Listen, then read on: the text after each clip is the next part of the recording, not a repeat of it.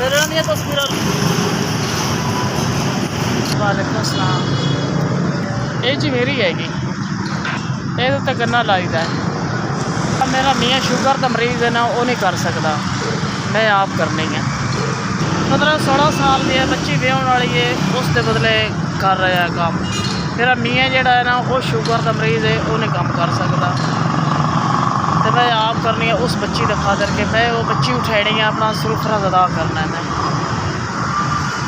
बच्चा मेरा छोटा है, मजदूरी में आप करनी पैंती है। बच्ची जी है ना वो जवान हो गई है। मियाँ मेरा जड़ा है ना वो शुगर का मरीज़ है, वो काम नहीं कर सकता कि मकान जड़ा ना वो साड़ा किराए वाला है। 10,000 रुपया किराया लेंगे आ तो बड़ा औखा बनाईदा है, अपने मूँह के विच खो के ते रोटी भी पूरी नहीं होती है इस हालात दे विच।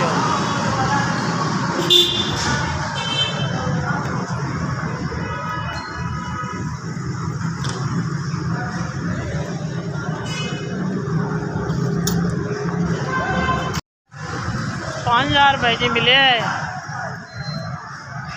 अल्लाह पाक उन्होंने बहुता तू बहुता देवे जिस मेरे अल भेजे आ कि मेरे नसीबों के आन हो तो अल्लाह पाक मेरे अल भेजने आन हो कि मैं माड़ी औरत हाँ, मैं किराए तो मेरा घर है, मेरा अपना घर नहीं है। अल्लाह पाक उन्होंने बहुता देवे जिन्हें मेरी मदद की है, अल्लाह पाक उन्होंने सुख दे तो अल्लाह पाक उन्होंने जिंदगी देवे, अल्लाह पाक उन्होंने करम करे, अल्लाह पाक उन्होंने माफ़ियाँ देवे, सख्त मुसीबतों तो रब की ज़ात उन्होंने बचावे, अल्लाह सुनो उन्होंने कारोबार बरकत पावे।